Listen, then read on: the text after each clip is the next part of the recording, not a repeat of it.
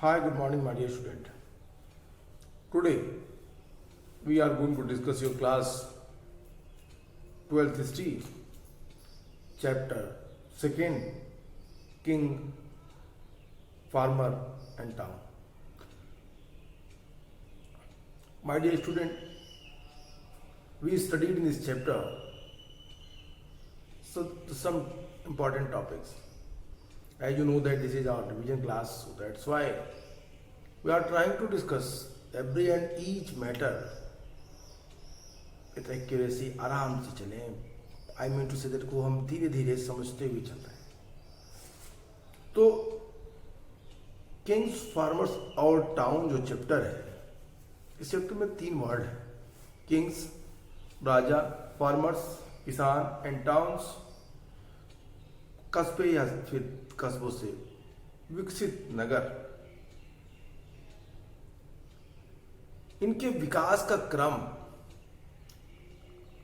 और फिर इन तीनों के एक दूसरे से अंतर संबंध का एक महत्वपूर्ण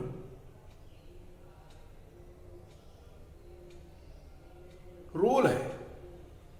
6ठी शताब्दी ईसा पूर्व में 6th सेंचुरी बीसी के बाद की परिस्थितियां धीरे धीरे कैसे बदल रही हैं और कैसे इन शब्दों को परिभाषित किया जाएगा, इन चीजों के बारे में इस चैप्टर में बताया. My dear student, if you have remember my previous class where we studied about the Mahajanpadas, Ganas, oligarchical form of the government and the social reform during 6th century BC throughout whole world, where I discussed you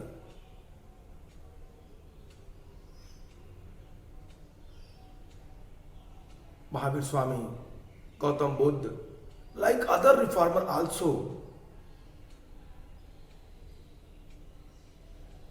played important role in the different countries, different continents.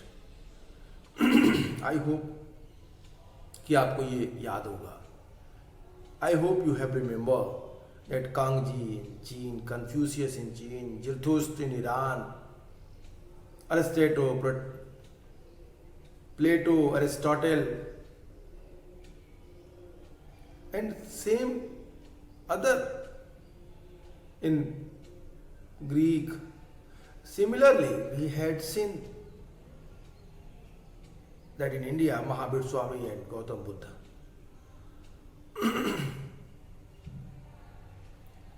And my dear student, the urbanization, that is the specific quality of 6th century BC. It also emerged from these reforms, the social restrictions which was denied by the Mahatma Buddha and Mahavir Swami. They were atheists. They don't believe in God. They denied the sacrifices. They denied the ritual practices which was practiced according to Brahmanical ideology. They also denied the Varna system. They also denied that the superiority on the basis of birth.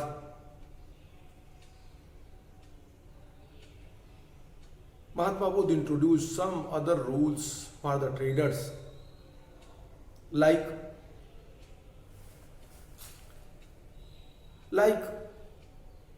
I mean to say that Kusid and Kusidan. Okay, these all topics we are going to discuss, we will read. My dear student,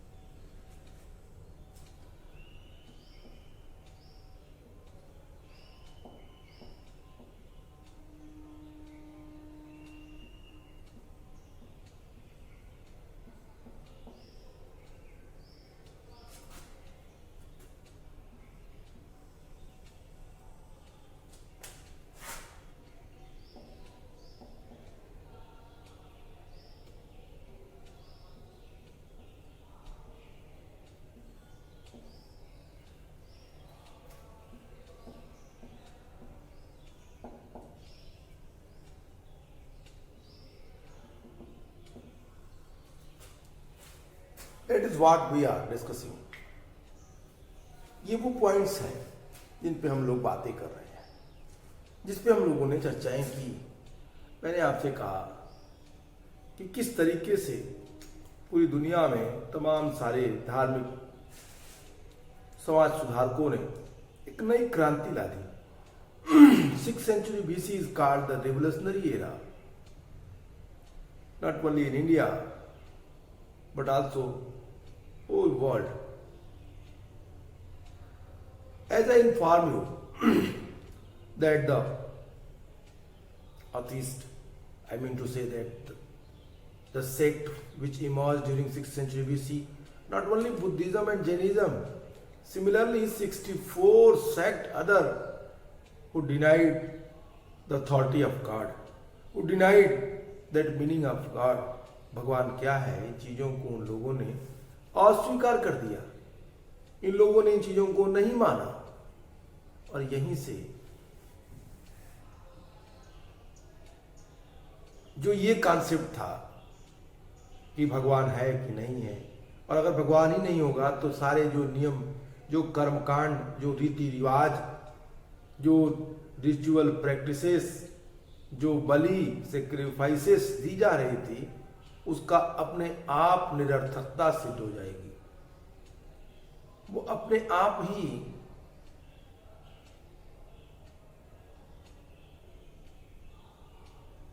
अपनी उपयोगिता को खो देंगे यदि भगवान की उपस्थिति पे ही प्रश्न चिन्ह लगा दिया जाए तो। और इन लोगों ने, बौद्ध महावीर स्वामी जैसे टीचर्स ने, रिलीजियस टीचर्स ने इन्हीं चीजों पे डायरेक्ट चोट किया। फिर यहीं से 6th century BC में कई सारी चीजों की बात मैंने की। मैंने कहा था कि 6th century BC में केवल सोशल रिफॉर्म नहीं हुई, इकोनॉमिकल रिफॉर्म भी हुई। इकोनॉमिकल रिफॉर्म, ये इकोनॉमिकल रिफॉर्म क्या थी? What is the meaning of economical reform? Economical reform में जैसा ही मैंने आपसे बताया, what I explain with you that the role of traders, it was very important because during the 6th century BC, surplus productions able peasants and artisans to produce the huge amount of production. The different industries that was developed, industry का विकास हुआ।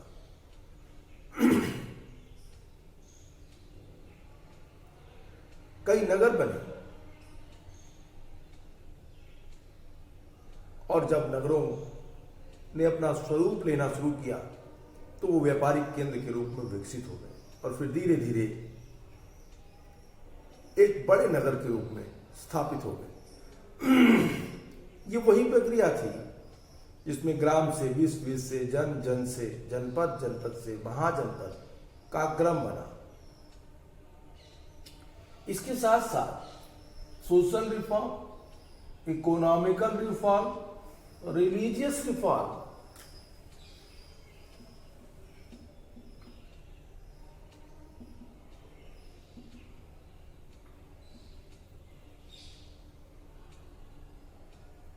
भी हुई। Religious reform की अगर हम बात करें तो मैं जैसा कि आपको बता चुका हूं, what I told you about that religious reform, the 64 sects, Buddhism and Jainism also, they emerged during 6th century BC and they denied the ritual practices which was imposed by the Brahmanical text. ब्राह्मण धर्म के अनुसार जिन बातों को impose किया गया था उनको इन लोगों ने डिनाई कर दिया, मना कर दी, उन चीजों को अस्वीकार कर दिया। अब अगर इसके अलावा एक पॉइंट और आप जोड़ लें, that point was the political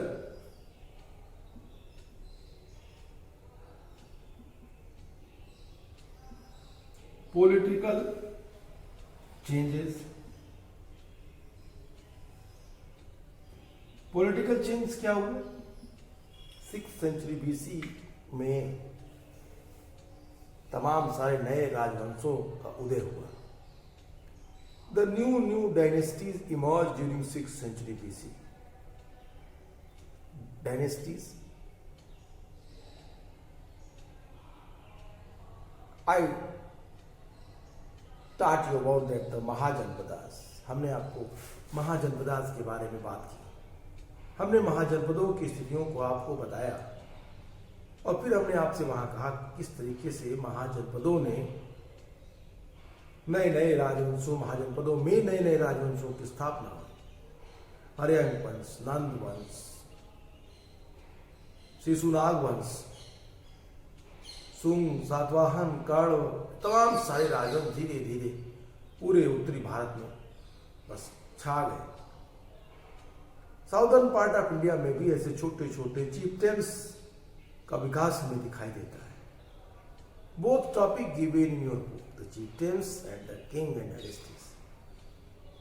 When we will discuss the topic, the development of Magad or rise of Magad, then we discuss किस तरीके से इन राजवंशों ने महाजनपदों को साम्राज्य के रूप में परिवर्तित किया, महाजनपदों को किस तरीके से साम्राज्य बना लिया। अब अगर एक एक पॉइंट्स पे हम बात करें,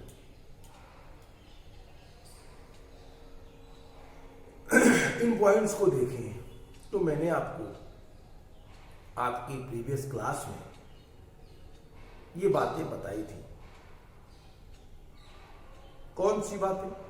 मैंने आपसे कहा था, जैसे अगर सोशल रिफॉर्म की बात करें, आप कहेंगे, आपके ही दिमाग में क्वेश्चन आएगा।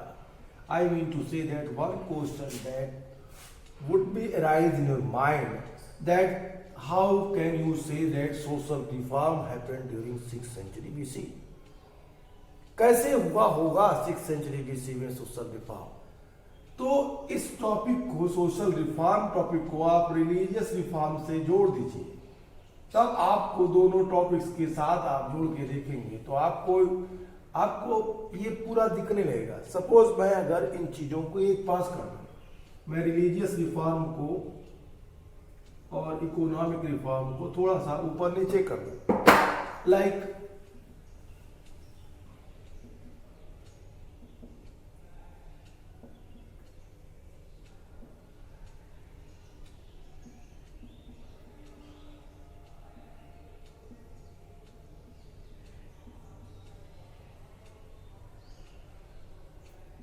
ज्यादा अंतर नहीं। अब आप इन चीजों को आसानी से समझ सकते हैं।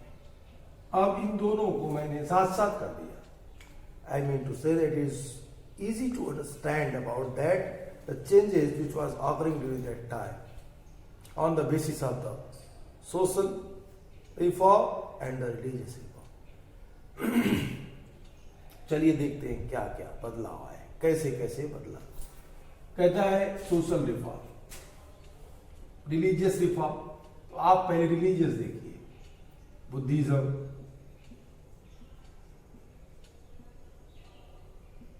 Jainism, 64 sects who denied the Brahmanical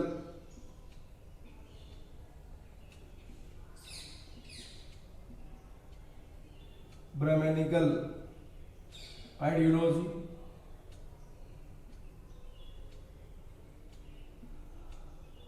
Varna system,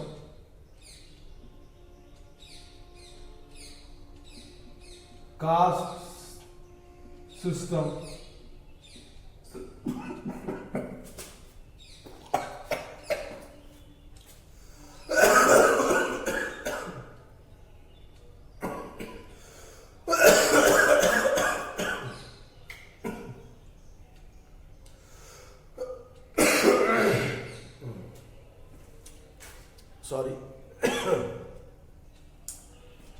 Varna system, caste system,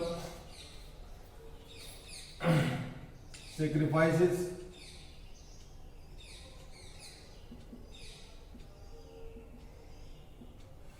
ritual practices,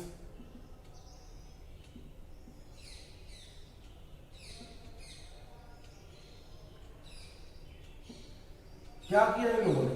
इन चीजों को डिनाइड कर दिया, इन चीजों को प्रोटेस्ट किया गया, अपोज किया गया, प्रोटेस्ट अपोज, उसका विरोध किया गया। अब इसके करने से ही समाज में जो वर्ण और कास्ट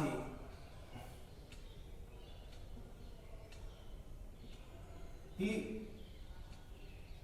जो बॉन्डिंग थी, जो स्ट्रक्चर था,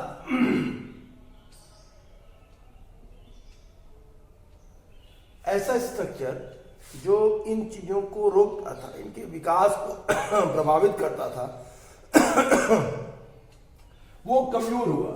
It was weakening when they denied the one system, caste system, the ritual practices, and similarly other, which was running on during 6th century BC.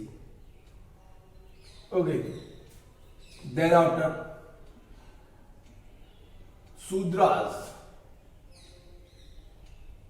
and Vaisya,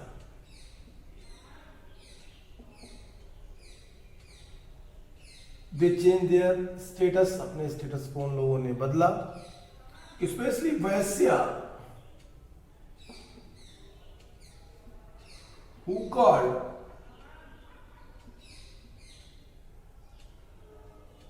वैश्या, who called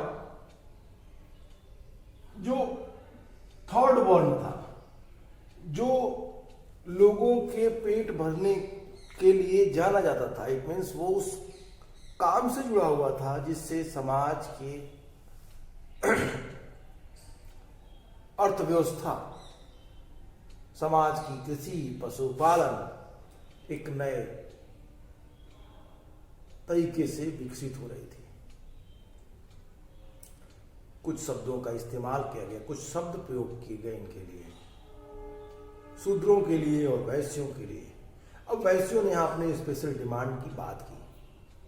वैश्यों ने कहा कि यदि हम समाज के भरण पोषण का काम करते हैं, यदि हमारे कार्यों से समाज का पेट भरता है, तो हमें भी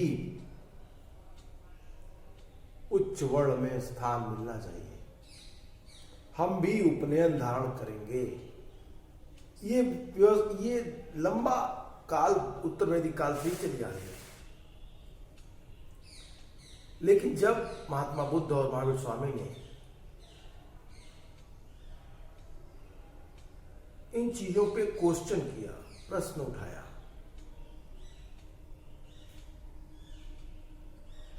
तो बड़ी संख्या में वैश्य बौद्ध धर्म की तरफ और जैन धर्म की तरफ उन्मुख हुए। उन्होंने बौद्ध और जैन धर्म एक्सेप्ट किया। तो इस तरीके से सोशल रिफॉर्म तो हुआ ही, रिलीजियस रिफॉर्म ने उनको एक नया स्वरूप दे दिया। अब आप इसको समझ गए होंगे। नेक्स्ट टॉपिक है इकोनॉमिक रिफॉर्म। चलिए, इसको मैं थोड़ा नीचे के पॉलिटिकल चेंजेस को बदल रहा हूं, इकोनॉमिक रिफॉर्म के साथ इसको जोड़ दूंगा। Economic reform 6th century BC में कई सारे चीजों का डेवलपमेंट हुआ, जैसे पंचमार्ग,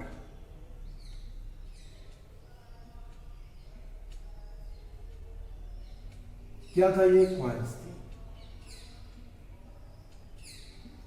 किससे बनी थी? सिल्वर से, एंड कहीं कहीं कॉपर से बनी थी। कहीं भी गोल्ड का कॉइन्स नहीं मिला है। पंचमार्ग कहीं भी सोने का बना नहीं है। एक बात क्लियर जान लीजिए। अब ये पंचमार्ग जो थे वो पूरे इंडिया में, I mean to say that north to south, इनका विस्तार था। क्योंकि सबसे अच्छा इसका उदाहरण है कि जब कर्नल कोलवेट को कोयम्बटूर से, केरल के कोयम्बटूर से जब पहले पंचमार्ग के एविडेंस मिले, तो इससे एक बात क्लियर हुई कि पंचमार्ग नॉर्थ से लेके साउथ तक प्रचलित थे। चलिए ये तो बात हुई इनकी। अब पंचमार्ग कहने का मेरा सेंस सिर्फ इतना ही है, what I want to inform you, what I want to teach you here, that कि एक तो कॉइन आ गया, देन आफ्टर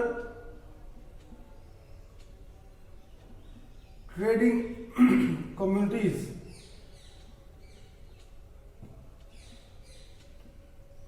ट्रेडिंग कम्युनिटीज का विकास हुआ, देन आफ्टर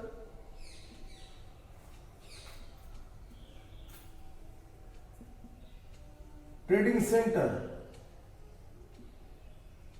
बड़ी संख्या में बढ़े, देन आफ्टर ये सब क्यों हो रहा था? क्योंकि सरप्लस प्रोडक्शन थे।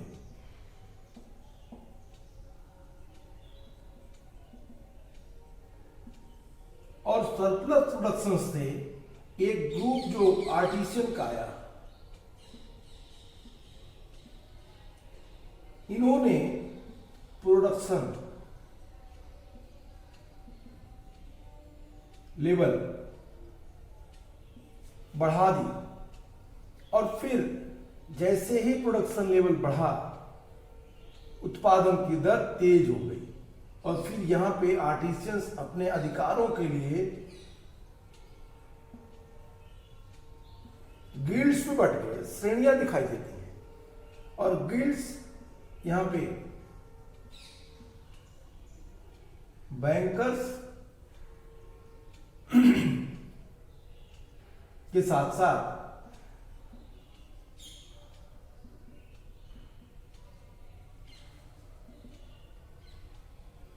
एडमिनिस्ट्रेशन, ये ग्रुप भी विकसित हुआ। तो कह रहा है अब यहां पे वेट,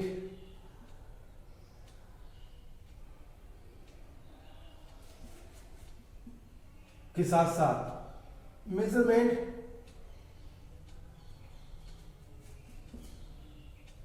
तो वेट एंड मेजरमेंट का भी विकास ये अपने तरीके से ही लोगों ने। तो कहते हैं कि जैसे जैसे विकास हुआ, जैसे जैसे 6th सेंचुरी आगे की तरफ बढ़ी, पूरी की पूरी कल्चर, पूरी की पूरी सभ्यता एक नया शेप लेने लगी।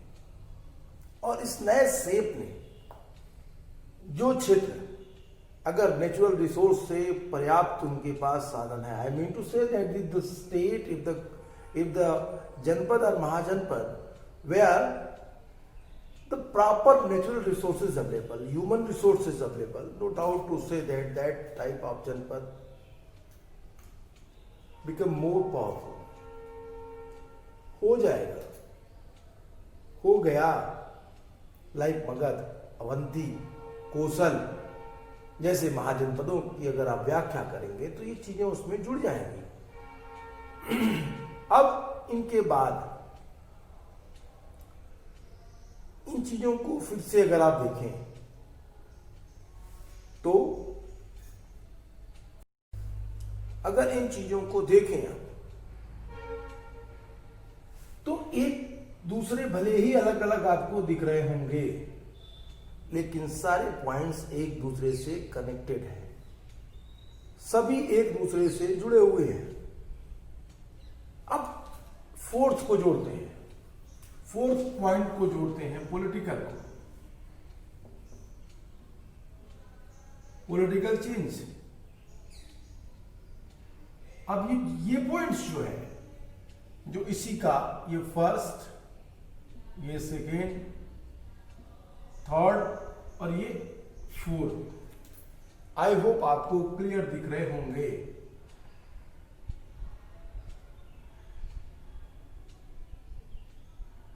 तो ये पॉलिटिकल चेंजेस को अगर आप देखिए ध्यान से, तो मैंने आपसे कहा था विलेज, यहां पे हेडमैन थे, फिर मैंने आपसे कहा था विस, यहां पे विस्पति था, फिर मैंने आपसे कहा था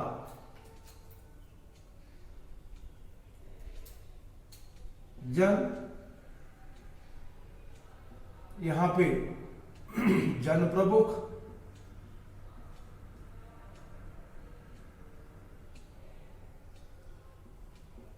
जनपद एंड महाजनपद।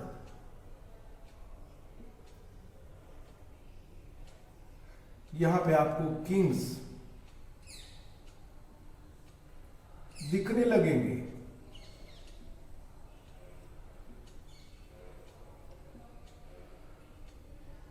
यहां से आप एक क्वेश्चन हमसे पूछ सकते हैं, you can ask me one question that कि ये क्या किंग के आने के बाद इनकी सत्ता खत्म हो गई? नो, इनकी सत्ताएं खत्म नहीं हुई, बल्कि अब ये राजा के अंतर्गत आ गए। अब ये राजा को, पहले जो राजा विस्पति से छोटी सेना लेके शासन करता था, अब ये टैक्स लेने लगा। जो पहले भाग और भोग था, भाग और भोग, जो राजा को स्वेच्छा से प्राप्त होता था और एक जनता को देना ही पड़ता था। भोग तो स्वेच्छा से प्राप्त करता था, भाग जनता को देना पड़ता था। अब ये डायरेक्ट फॉर्म में टैक्स के रूप में आ गया। प्रोटेक्शन टैक्स, रोड टैक्स, तमाम तरीके के टैक्स।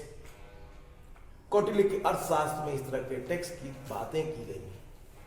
कहा गया है कि राजा अपने साम्राज्य की रक्षा तभी कर सकता है जब उसके पास टैक्स प्राप्त करने के पर्याप्त साधन हों। टैक्स अगर उसके पास है तो वो समृद्ध है, वो ताकतवर है, वो अपनी सेना में वृद्धि कर सकता है, लेकिन उसके पास ये होना चाहिए। तो these are the structures on the basis of that you can easily understand that the development of mahajanapadas to empire, किस तरीके से महाजनपद से साम्राज्यों का विस्तार हुआ और किस तरीके से धीरे धीरे जो छोटे छोटे गांव थे वो बड़े गांव में, और बड़े गांव कस्बों में, और कस्बों के बाद जनपद और महाजनपद बने। इन महाजनपदों में मैंने कल आपको बताया था, I have inform, I taught you in my last class that the different name was mentioned in the literature, but according to Anguttara Nikaya 6th century BC there were 16 Mahajanpadas, and according to Rich Davids and some Buddhist text, then Ganraj also contemporary. My dear student, I also taught you that according to Pani there were 22 Mahajanpadas. चुलनिदेश 12 mahajanapadas. तो यहाँ पे आपने 16 महाजनपदों को भी देखा, उल्लेख हुआ है साहित्यों में। आपने 22 महाजनपदों 22 महाजनपदों को देखा, पाणिनि की अष्टाध्यायी में उल्लेख हुआ है। महाभारत में भी कुछ नाम इधर उधर चेंज होकर के महाजनपदों के नाम का उल्लेख हुआ है। फिर आपने देखा कि बौद्ध ग्रंथ चुलनिदेश में भी 12 महाजनपदों के नाम मिलते हैं। अंगुत्तर निकाय में 16 महाजनपदों के नाम मिलते हैं, और भगवती सूत्र में भी 16 महाजनपदों के नाम मिलते हैं। लेकिन इन दोनों नामों में थोड़ा बहुत भिन्नता है। इसके अलावा महावस्तु बौद्ध ग्रंथ में भी 16 महाजनपदों के उल्लेख हैं, लेकिन गांधार और कंबोज की जगह वो दो दूसरे नामों का उल्लेख करता है और कहता है दसाड़ और शिवी 2 राज्य, नए राज्य बताता है। तो एक बात तो क्लियर थी कि महाजनपदों का अभ्युदय हो चुका था, महाजनपद अस्तित्व में आ चुके थे, और इन महाजनपदों ने एक नए तरीके की संस्कृति का विकास किया। यहीं से साम्राज्य बने। जिन महाजनपदों के पास प्राकृतिक संसाधन की प्रचुरता थी, जिन महाजनपदों के पास लोहा चांदी जैसी कीमती धातुओं की खान उपलब्ध थी, माइंस, और जिन महाजनपदों के पास नेचुरल रिसोर्स के साथ साथ ह्यूमन रिसोर्स भी थे, वो महाजनपद एक महान जनपद के रूप में कन्वर्ट हो गया। मैंने आपको बताया था कि 16 महाजनपद लास्ट तक आते आते 4 महाजनपदों में सीमित होके रह गए। उनका दायरा घट गया। वो लोग साम्राज्यवादी